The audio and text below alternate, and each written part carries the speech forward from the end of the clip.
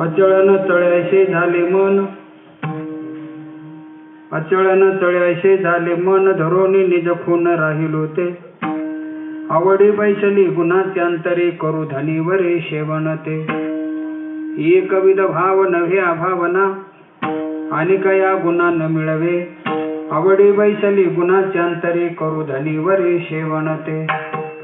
तुका म्हणे माझे पडेले आहारी, तुका म्हणे माझे पडेले आहारी, ध्यान विटेवरे ठाकले ते. आवडी बैसली गुणाच्यांतरे, करू धनीवरे शेवण ते. विठ्ठल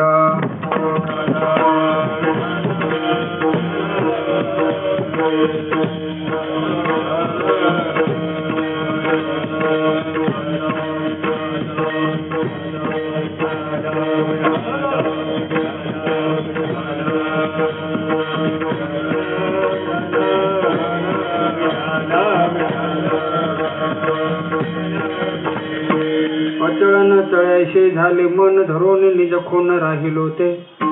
आवडी बैसली गुणाच्यांतरे, करू धनीवरे शेवण ते. पांडुरंगा करू प्रधान,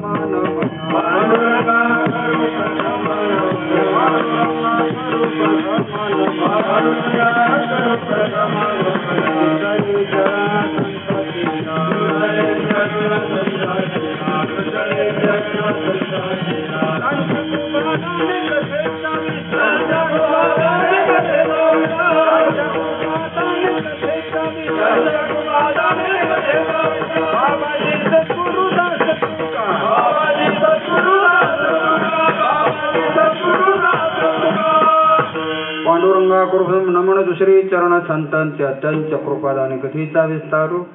बाबाजी सद्गुरुदास तुकाच यांचे केले स्मरण, होई सकळ विद्यांचे अधिकरण. ते चिवन दुसरे चरण श्री गुरूंचे ते नमस्कारुण्यात. प्रस्तुत प्रसंगी सेवेसाठी निवडलेला अभंग जगद्गुरु तुकाराम महाराज यांचा हा 4 चरणाचा उत्कृष्ट असा अभंग अनुभवपर प्रकरणातील असा आहे. सेवेला सुरुवात करायच्या अगोदर थोडासा परिहार द्यायचा. आजची ही कीर्तनाची सेवा हे संत संमेलन कोणत्या निमित्ताने सगळ्यांना ज्ञात. आपल्या गावातील रहिवासी आमचे परमस्नेही परमार्थप्रेमी हरिभक्तीपरायण काळूराम शंकररावजी भोंडवे साहेब, सगळ्या वारकऱ्यांचं आमचं श्रद्धास्थान. त्याने एक सुंदर अशा प्रकारचे विठ्ठल रुक्मिणीचं मंदिर बांधलेले. त्या विठ्ठल रुक्मिणी मंदिराचा पहिला वर्धापन दिन, त्या निमित्ताने ही कीर्तनाची सेवा भोंडवे साहेब यांच्या प्रेमास्तव तुमच्या सर्वांच्या दर्शनाचा योग मला मिळालेला आहे. रती महारथी गुणीजन मंडळ उपस्थित सगळ्याचे नावं माहीत नाहीत, तरी पण गंधर्वासारखे गाणारे, चंद्रसूर्यासारखे वाजवणारे, परीक्षितीसारखे ऐकणारे, फक्त सांगणारा सुखाचार्य नाही. महाराष्ट्रात प्रसिद्ध मृदंगाचे महामेरू महागुरु मृदंग वर्षी गंभीर महाराज अवचर. महाराष्ट्रात प्रसिद्ध असणारे उत्कृष्ट गायक संगीत रत्न संगीत अलंकार भजन सम्राट फरकाळे गुरुजी. महाराष्ट्रात प्रसिद्ध उत्कृष्ट गायक संगीत रत्न भजन सम्राट आमचे भगवान महाराज जाधव. महाराष्ट्रात उत्कृष्ट गायक संगीत रत्न संगीत अलंकार भजन सम्राट नारायण महाराज खिल्लारी. महाराष्ट्रात उत्कृष्ट गायक संगीत रत्न भजन सम्राट आमचे संपत महाराज सुरवसे. महाराष्ट्रात प्रसिद्ध उत्कृष्ट गायक संगीत रत्न भजन सम्राट उत्कृष्ट कीर्तनकार सुभाष महाराज देशमुख. महाराष्ट्रात उत्कृष्ट गायक संगीत रत्न संगीत अलंकार भजन सम्राट परमेश्वर महाराज वरकडे. आता कीर्तनकार हे सगळ्यालाच लावून घ्या बघा, म्हणजे पकवाच्या सहित कोणा वेगळं सांगायला नाही. सगळे महाराज म्हणजे उत्कृष्ट गायक संगीत रत्न आमचे भजन सम्राट अगदी बंडू महाराज खामकर. उत्कृष्ट गायक संगीत रत्न भजन सम्राट खंडोजी महाराज मोरे. उभा राहिलेले सारे सर्व टाळकरी माळकरी वारकरी. विशेष उपस्थिती मृदंगाचे महामेरू महागुरु मृदंग महर्षी उत्कृष्ट कीर्तनकार सुद्धा आमचे अशोक महाराज. महाराष्ट्रात प्रसिद्ध उत्कृष्ट कीर्तनकार आमचे सूर्यवंशी महाराज. महाराष्ट्रात उत्कृष्ट गायक संगीत रत्न भजन सम्राट अर्जुन महाराज फलके. विशेष उपस्थिती आमचे माऊली महाराज गुजरात. मृदंगाचे महामेरू महागुरु आमचे प्रसाद महाराज जाधव. मृदंगाचे महामेरू महागुरु आमचे शुभम महाराज जाधव. विशेष उपस्थिती आमचे हरिभक्तीपरायण उत्कृष्ट कीर्तनकार काळे महाराज आहेत. महाराष्ट्रात उत्कृष्ट कीर्तनकार शिवाजी महाराज आहेत. उत्कृष्ट कीर्तनकार कोळप महाराज. उत्कृष्ट कीर्तनकार शिवाजी महाराज वाघ. त्यांच्या वारकरी शिक्षण संस्थेतील सर्व विद्यार्थी. विशेष उपस्थिती महाराष्ट्रात प्रसिद्ध असणारे उत्कृष्ट कीर्तनकार दिंडी क्रमांक 34चे मालक आमचे अरविंद महाराज शर्मा. शिवाजी महाराज वाघ ही सगळ्यांची उपस्थिती आहे. आणि सगळ्यांच्या उपस्थिती कीर्तनाची सेवा भोंडवे साहेब यांच्या प्रेमास्तव तुमच्या दर्शनाचा योग मला मिळालेला. कोटी कोटी धन्यवाद आहे त्या परिवाराला. सगळ्यांना उदंडाई आरोग्य प्राप्त हो, असं धार्मिक सामाजिक कार्य त्यांच्या हातून सतत घडो आणि त्यांच्या मनकामना इच्छा पूर्ण हो अशी ईश्वरचरणी प्रार्थना करतो ना अभंगाकडे वळतो. विठ्ठल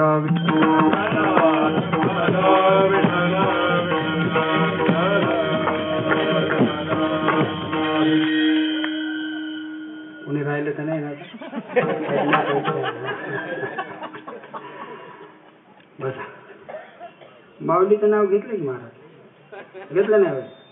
गुरुजी असं कोणाला येतात उकाने घेऊ का मग?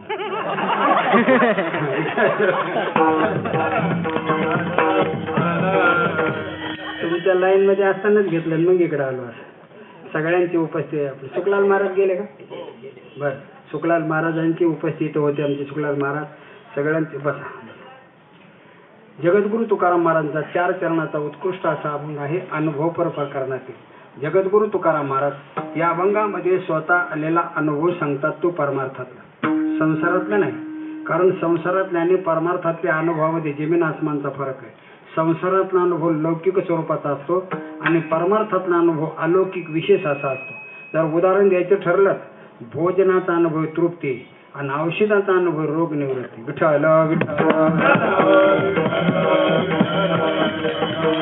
आणि दुसरी गोष्ट अशी आहे, संसारातला अनुभव सगळ्यांचा सारखा नाही. जरा बारीक निरीक्षण करा. सगळ्यांना मान सारखं नाही, धन सारखं नाही, ज्ञान सारखं नाही, सगळं वेगवेगळं आहे. पण परमार्थ म्हणजे अनुभव एक, माल एक, भाव सुद्धा एकच. फक्त गिराईक तेच आहेत का नाही ही शंका आहे. म्हणून लक्षात ठेवा, सरपणाचं माप वेगळं, धान्याचं वेगळं आणि सोन्याचं वेगळं. संसारातला अनुभव लौकिक आहे, पण अलौकिक विशेष असा अनुभव महाराज आपल्याला सांगतात. अचळ न तळे ऐसे झाले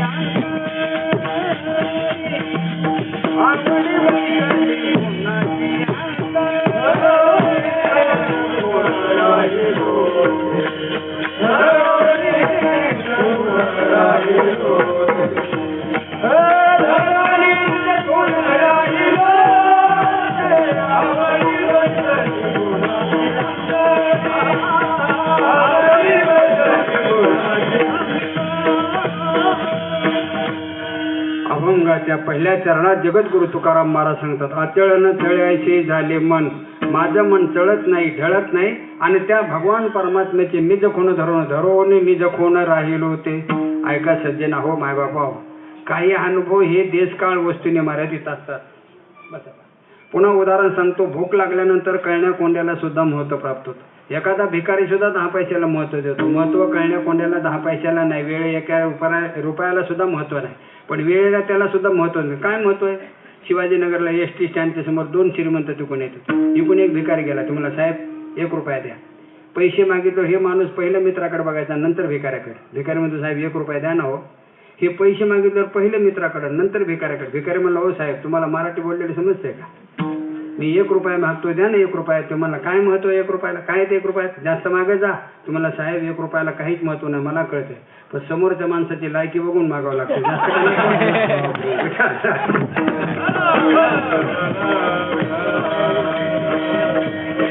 अहो 1 रुपयाला महत्व नाही हो, पण वेळेला त्याला सुद्धा किंमत द्यावी लागते. तसे काही अनुभव हे देशकाळ वस्तुरी मारे. तुम्हाला सांगू माय बापा, परमार्थामध्ये निर्माण आणि स्थिर मनामध्ये समाधान आहे. मन हे निसळ झाले एके मन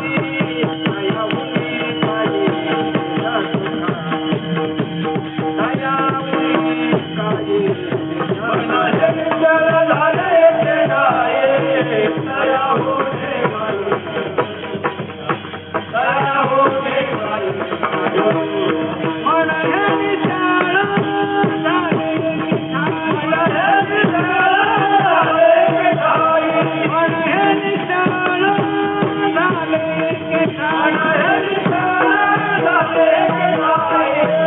मन हे निश्चल झाले के ठाई दयामुनी काही सुखा दयामुनी काही मन हे निश्चल झाले के ठाई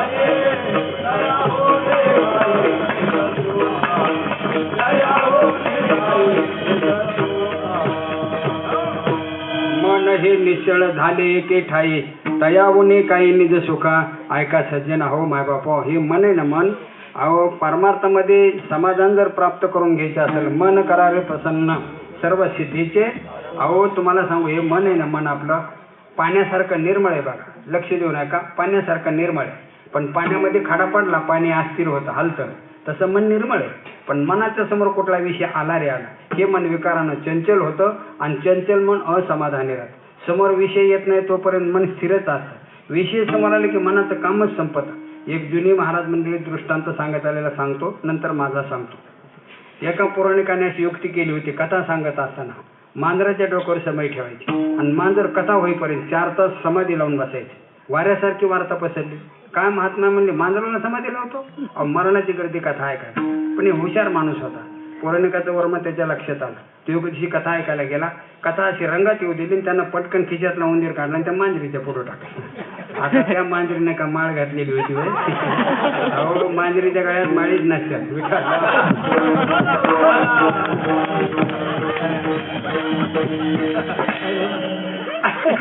अरे हातून नका मोठ्यानं वेगळं होईल पुन्हा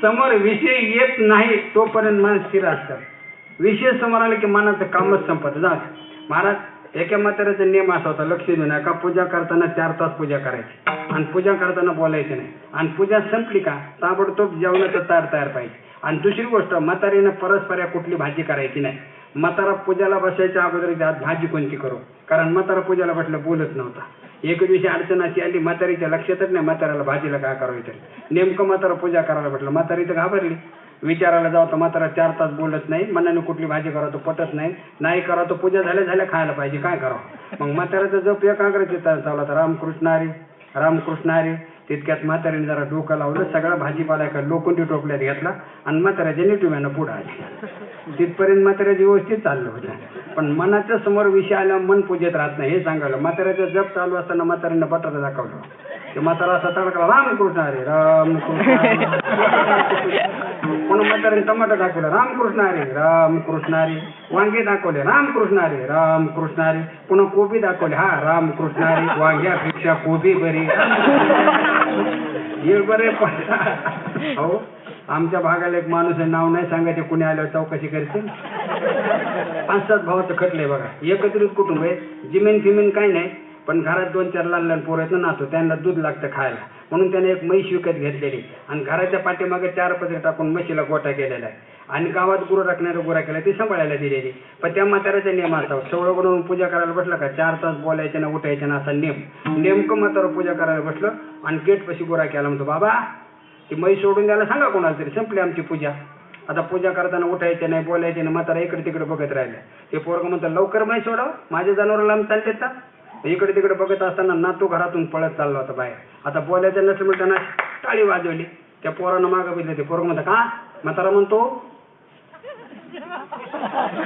म्हणजे म्हशीच्या गाड्याचं दावा सोडून दे पण ते कार्ट लय विनोद होते ते मला झपाची माळा आणायची म्हातारा म्हणतं मला उपर नानू गळ्यातलं म्हातारा म्हणता आता म्हशीसारखं जवळ झालं म्हैस म्हणायला काय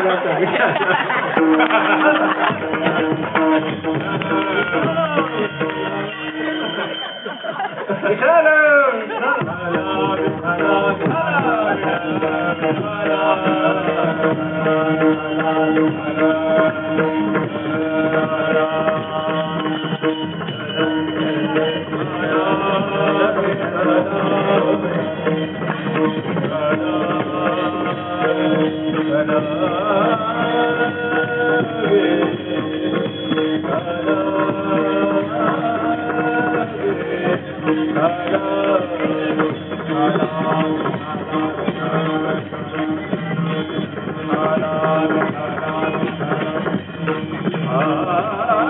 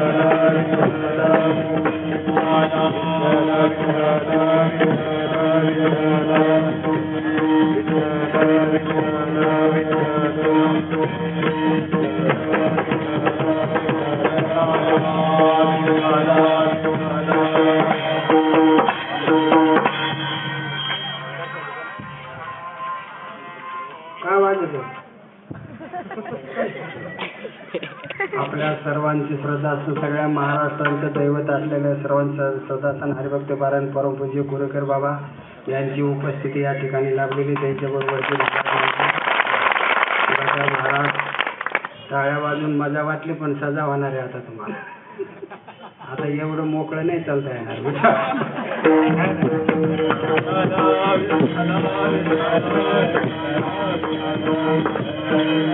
एवढं तुमचं नुसकान नाही करणार नाही म्हणा. बाबा कौतिकानं ऐकतात माझं, काय अडचण नाही. महाराज म्हणते आचळण तळ्याशी झाले मन.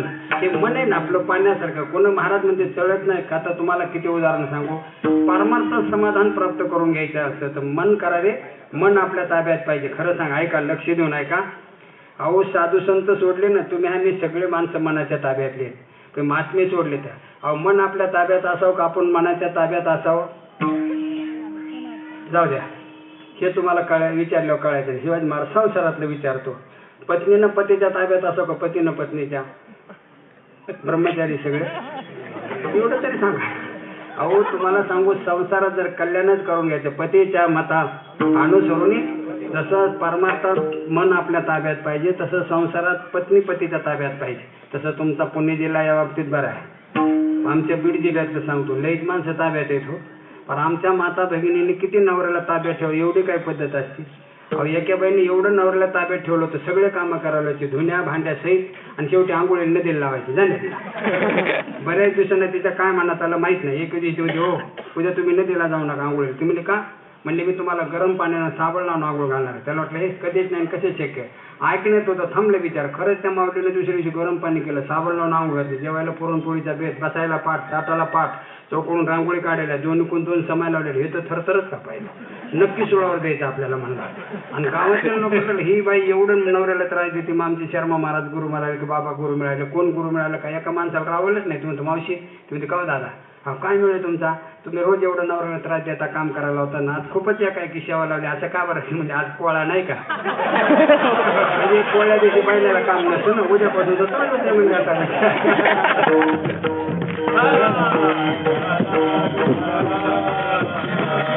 अहो चार मग लईच माणसं ताब्यात आता. किती उदाहरण झालं. एका माणसाचं सुद्धा करणार ते कोटाचं बटन तुटलं होतं. एक माणूस सुईद्वारा घेऊन ते बटन लावत होता. सुईद्वारा घेऊन बटन लावत होत. आमचे बंडू महाराज तिथून चालले. म्हणजे काय साहेब म्हणजे का हो. आता म्हणजे वहिनीला तुम्ही अजिबातच त्रास देत नाहीत. म्हणजे कसं काय. नाही स्वतः हातानेच बटन लावतो कोटाचं. नाही नाही म्हणजे महाराज तुमचं बोलणं सगळं चुक आहे. हे कोटच तिचं आहे म्हणजे हे बटन लावतं. आता का हाणून घ्यायचा धंदा. आता काय बोलायच्या माणसाला. अहो तुम्हाला सांगू, काही माणसं तर बाहेर डेअरिंगनं वागतात. बऱ्याच लोकांचं घरी काय समजत नाही. एक माणूस असं कोणाला भेटत नव्हता. शर्मा महाराज म्हणजे तू कोणाला भेटत नव्हले. वाघासारखाच माणूस आहे. तुम्हाला महाराज खोटं नाही बोलायचं. वाघासारखा नाही, वाघच आहे मी. ते म्हणजे बाहेर वाघ आहे पण घरी गेल्यावर तुम्हाला घरी सुद्धा वाघच आहे. पण ती दुर्गादेवी बसती म्हणला माझ्यावर.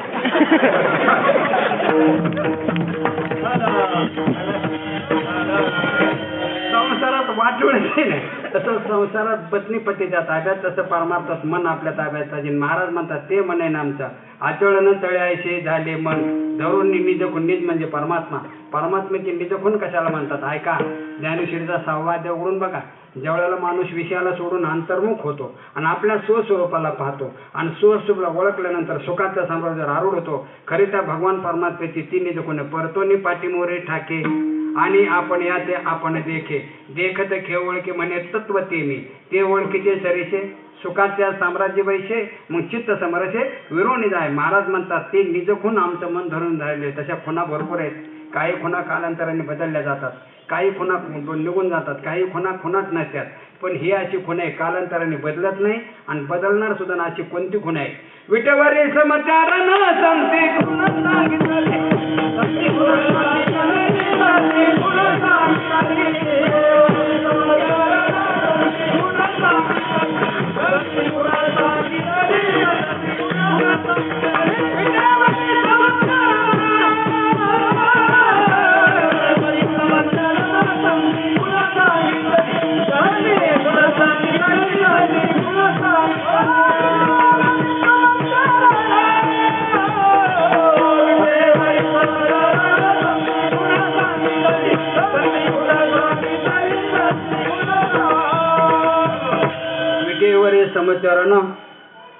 संती खूनच. कमी जास्त करी जाऊ नका आवाज. म्हणताना वाढवायचा नाही, कमी नाही करायचं. माझा सारखा ठेवा. ते ठेपा जमत नाही तुम्हाला वाढवायचं बंद करायचं. Hello hello. विटेवरी समचरण संती खून सांगितली. बाप रोगमा देवर सगुण निर्गुण. रूप विटेवरी दाविली खून. ज्ञान देव म्हणे व्यासाच्या. पुन्हा तुका म्हणे तुम्हा सांगतो मी खून किंवा अनंत रूपे अनंत वेसे टेकले माता.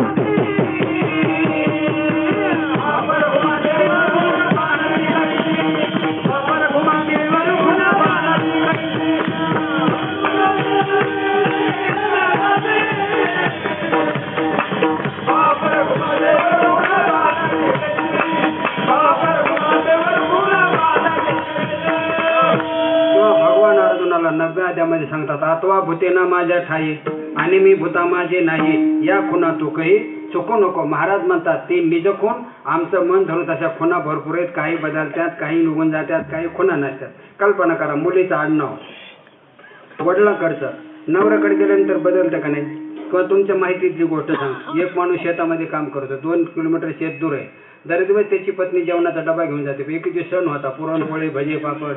बायको नवऱ्या म्हणते अहो हे तळलेलं मळलेलं घेऊन शेतात बोलवलं, हे तुम्हीच घरी आहे जेवायला. ठीक आहे म्हणा. 12 वाजता बैल सोडली निघाला. पण लक्षात आलं शेत आहे 2 किलोमीटर दूर. आपण जेवण करून येई पण आवताची पाच वगैरे कुणी चोरून नेली तर काय करावं? त्यानं आवताची पाच काढली, जमिनीमध्ये पुरून ठेवली मातीच्या खाली.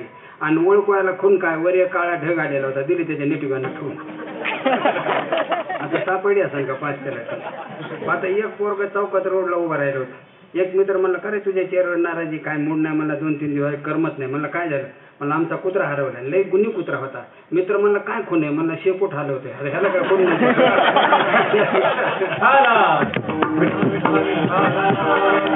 महाराज म्हणतात ही आमची अशी खून नाही, काही खून. आहो एक वेळेला दिपोळीच्या सणाला आईसाहेब देवाला ओवाळायला गेले.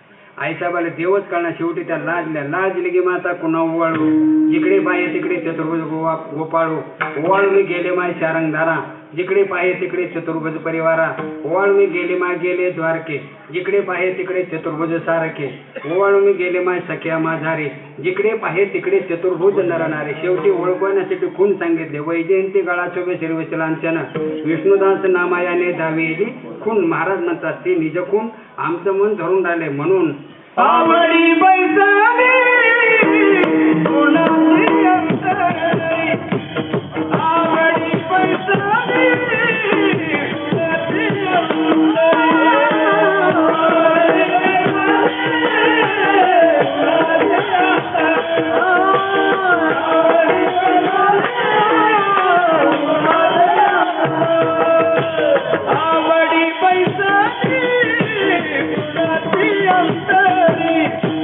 आवडी बैसाली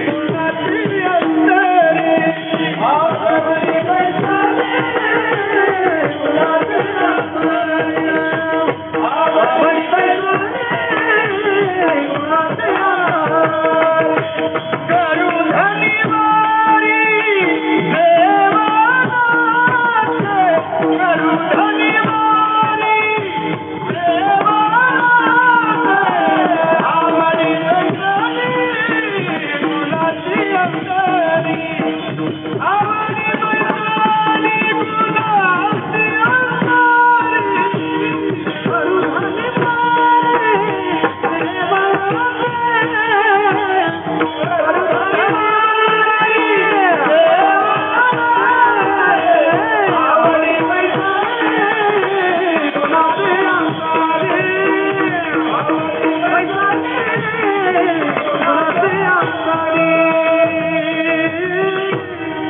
अभंगाच्या दुसऱ्या चरणात महाराज सांगतात म्हणून त्या भगवान परमात्म्याच्या गुणाची आवड आमच्या मनात नाही. आवडी बैसली गुणाची एक लक्षात ठेवा माय बापो. इथे जेवढे कीर्तनाला जमलेले भाविक आहेत असं म्हणण्यापेक्षा मी असं सांगतो जगात एकही माणूस जन्माला आलेला नाही ज्या माणसाच्या ठिकाणी आवड नाही. आवड नाही असा माणूस नाही, फक्त दुर्दैव आहे. ज्याची गरज आहे त्याची बऱ्याच लोकांना आवड नाही आणि ज्याची आवड आहे त्याची गरज नाही. तुम्हाला सांगू परमार्थाची गरज आहे, बऱ्याच लोकांना आवड नाही. संतांच्या सेवेची गरज आहे, बऱ्याच लोकांना आवड नाही. औषधाची गरज आहे पण बऱ्याच लोकांना आवड नाही. आता बऱ्याच लोकांना आवड आहे पण काहीच गरज नाही. दारू पिण्याची आवड आहे पण काय गरज आहे? सिगारेट वाढण्याची आवड आहे, काय गरज आहे? पत्ते खेळण्याची आवड आहे, पण काय गरज आहे? आता तुमच्या भागात कोणी काही करीत नसल्यामुळे तुमच्या लक्षात येणार नाही. आमच्या मराठवाड्यातलं सांगतो, किती सांगा या लोकांना, काही गोष्टी जरा मार्मिक असतात, किती सांगा. एक पेनार असा दवाखान्यात गेला, मला डॉक्टर साहेब तब्येत बरोबर नाही, डॉक्टरने सांगितलं सरळ घरी जायचं, मला त्रास द्यायचा नाही, परत माझी इज्जत घालवायची नाही. तुम्हाला साहेब तुम्ही आमचे फॅमिली मेंबर आहेत आणि तिरस्कार का करता? डॉक्टर मला काय करू सांगून तुम्ही ऐकत नाहीत आणि 3-3 वेळाला माझ्याकडे येतात. तुम्हाला असं नाही साहेब, ह्या वेळेला नक्की ऐकणार आहे. मग डॉक्टर म्हणले तुम्हाला 4 दिवस जगावं अशी इच्छा आहे का? म्हणजे हो साहेब. मग तुमच्यासाठी एकच उपाय शेवटचा, कोणता? दारू सोडा. 4 दिवस जगायचं आहे ना, हाच उपाय. कोणता? दारू सोडा. हे म्हणतं साहेब सोडा नाही टाकला तर आता काय दारू सोडा काय माणसाला लय अवघड.